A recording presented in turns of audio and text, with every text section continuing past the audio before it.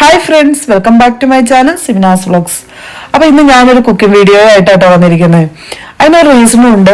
ഞാൻ കഴിഞ്ഞൊരു ദിവസം ഞാൻ റെസ്റ്റോറൻറ്റിൽ പോയപ്പോൾ ചിക്കൻ മന്തി ആട്ടോ ഓർഡർ ചെയ്തത്. പക്ഷെ കിട്ടിയത് കഫ്സ റൈസാണ്. അതായത് ചിക്കൻ മന്തി റൈസിന് പകരം കിട്ടിയത് കഫ്സ റൈസാണ്.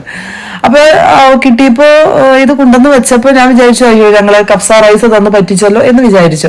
പക്ഷെ അത് കഴിച്ച് കഴിഞ്ഞപ്പോൾ ഉണ്ടല്ലോ മക്കളെ, നല്ല ടേസ്റ്റ്, അടിപൊളി ടേസ്റ്റ്. നമ്മൾ ഈ മന്തിയൊക്കെ ഓരോ സ്ഥലത്തേക്ക് പോകും തോറും അവിടുത്തെ ടേസ്റ്റിന് വ്യത്യാസം ഉണ്ടല്ലോ. അപ്പോൾ ഈ കഫ്സയുടെ മസാല ഇട്ടതുകൊണ്ട് അതൊരു കഫ്സ റൈസായി. അപ്പോൾ പിന്നെ അതിൻ്റെ മധുരപ്രതികാരം എങ്ങനെയെങ്കിലും തീർക്കണമെന്ന് കരുതി ഞാൻ വീട്ടിൽ വന്ന് റൈസൊക്കെ മേടിച്ച് ചിക്കനൊക്കെ മേടിച്ച് ഞാനൊന്ന് കഫ്സ റൈസ് വെച്ച് നോക്കാണ് കേട്ടോ. അപ്പോൾ ഞാൻ അതിൻ്റെ റെസിപ്പി നിങ്ങൾക്ക് പറഞ്ഞുതരാം. നിങ്ങൾ മസ്റ്റായിട്ട് ട്രൈ ചെയ്ത് നോക്കിക്കോ, നല്ല ടേസ്റ്റാണ്. അപ്പം ഞാൻ അതിനായിട്ട് ആദ്യം 3 ഗ്ലാസ് സെല്ല റൈസ് ആയിട്ട് എടുത്തിരിക്കുന്നത്. സെല്ല റൈസിന് നല്ല വേവുള്ളത്, അതുകൊണ്ട് തന്നെ അത് ഒരു മണിക്കൂറെങ്കിലും വെള്ളത്തിൽ സോക്ക് ചെയ്യാനായിട്ടിടണം. അപ്പം ഞാൻ അത് സോക്ക് ചെയ്യായിട്ടിട്ടുണ്ട്. പിന്നെ ഞാനൊരു പാൻ വെച്ചിട്ട് ചിക്കന് വേണ്ടിയിട്ടുള്ള മസാല തയ്യാറാക്കാം കേട്ടോ. അതിന് സൺഫ്ലവർ ഓയിൽ ഒഴിച്ചു. അതിലേക്ക് നമ്മൾ കറുകപ്പട്ട, ഗ്രാമ്പൂ, ഏലക്ക, കുരുമുളക് അതൊക്കെ ഇട്ടു കേട്ടോ. പിന്നെ കൂടെ വെളുത്തുള്ളി, ഇഞ്ചി പേസ്റ്റ് അതും ചേർത്തു, സവാള ചേർത്ത് മിക്സ് ചെയ്യാണ്. പിന്നെ അതൊന്ന് ഫ്രൈ ആയി വരണം. ഞാൻ ലേശം ഉപ്പും ചേർത്ത് കൊടുത്തു. ഇത് ചിക്കനുള്ള മസാലയാണ് കേട്ടോ. ചിക്കനിലേക്ക് മസാല ഇറങ്ങാനായിട്ട് നമ്മൾ ഒരു ഫോർക്ക് ഉപയോഗിച്ച് ചിക്കൻ നന്നായിട്ട് കുത്തി കൊടുക്കുക, അല്ലെങ്കിൽ നമ്മൾ കത്തി ഉപയോഗിച്ച് വരഞ്ഞു കൊടുത്താലും മതി. അപ്പോൾ നമുക്ക് ഇതിലേക്കായിട്ട് ടൊമാറ്റോയുടെ പേസ്റ്റ് ചേർക്കാനുണ്ട്. അതിന് ഞാൻ ഒരു മീഡിയം സൈസ് 3 ടൊമാറ്റോയാണ് എടുത്തിരിക്കുന്നത്. അപ്പോൾ അത് നന്നായിട്ട് പേസ്റ്റ് രൂപത്തിൽ അരച്ചെടുക്കണം കേട്ടോ.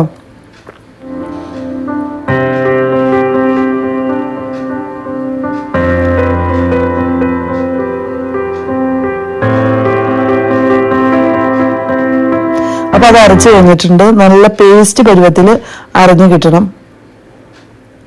അപ്പോൾ അതിനു മുമ്പ് ഞാനൊരു മാഗി ക്യൂബ് ചേർത്ത് കൊടുക്കുന്നുണ്ട് കേട്ടോ. അത് പൊടിച്ച് അതിലേക്ക് ചേർത്ത് കൊടുക്കാം.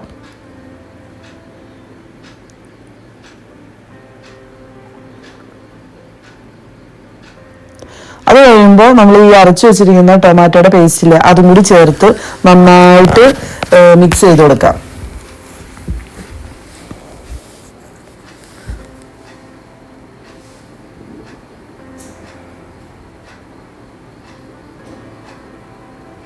ഞാൻ ഇത് പണ്ട് ഒരു തവണ ഉണ്ടാക്കിയിട്ടുണ്ട് കേട്ടോ.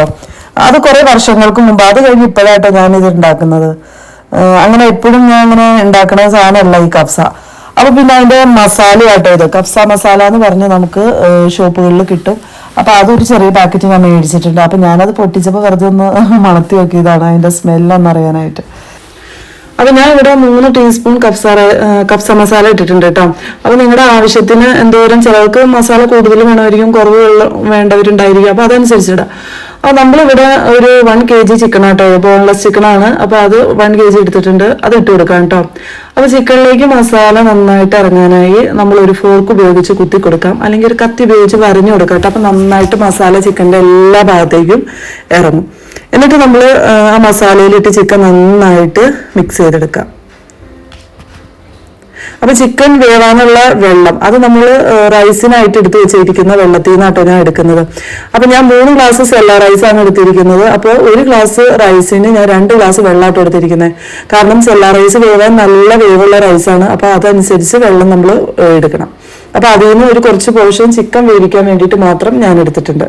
അപ്പൊ ഇനി കുറച്ച് നേരം അത് അവിടെ ഇരുന്ന് വേവട്ടെ. ആ നേരത്തിന് നമുക്ക് റൈസ് ഒന്ന് കഴുകിയെടുക്കാം.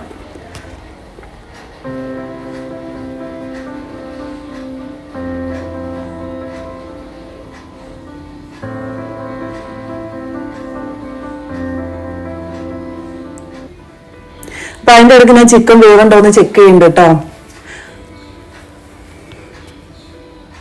അപ്പൊ ചിക്കൻ ഒരു ഹാഫ് കുക്കായതിനു ശേഷം മാത്രമാണ് നമ്മൾ റൈസ് ചേർത്ത് കൊടുക്കുന്നത്.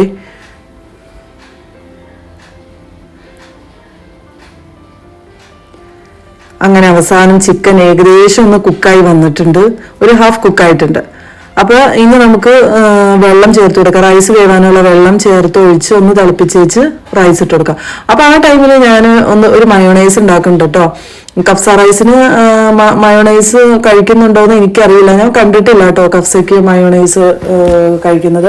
അപ്പൊ നമ്മളിവിടെ മയോണൈസ് ഉണ്ടാക്കാനായിട്ട് 4 എഗ്ഗ് എടുത്തിട്ടുണ്ട്. അതിലേക്ക് സൺഫ്ലവർ ഓയിൽ ഒഴിച്ചു, ഒരു 3 അല്ലി ഗാർലിക് എടുത്തു, പിന്നെ അതിലേക്ക് ഒരു ചെറിയ ടീസ്പൂൺ ഷുഗറും ലെമണും ഇട്ട് കൊടുത്ത് നമ്മൾ അടിച്ചെടുക്കുന്നതാട്ടോ. അപ്പൊ അങ്ങനെ മയോണൈസ് ആയിട്ടുണ്ട്, നല്ല തിക്ക് പരുവത്തിലായി കിട്ടിയിട്ടുണ്ട്. അപ്പൊ ഇത് ചിക്കനും എൻ്റെ കൂടെ റൈസും ഇട്ടിട്ടുണ്ട്. ഇനി റൈസ് ആ വെള്ളത്തിൽ കിടന്ന് ഒന്ന് വേവാനുണ്ട്. അപ്പൊ അതിന്റെ കൂടെ ഞാൻ ഫ്രൈഡ് ലെമൺ 2 ചേർത്ത് കൊടുത്തിട്ടുണ്ട്. അതിന്റെ കൂടെ തന്നെ ലെമൺ ജ്യൂസും ചെറുതായിട്ട് ആഡ് ചെയ്ത് കൊടുത്തിട്ടുണ്ട്. ഇങ്ങനെ റൈസും ചേർത്തു നമ്മളത് മൂടി വെച്ച് വേവിച്ചെടുക്കാം കേട്ടോ.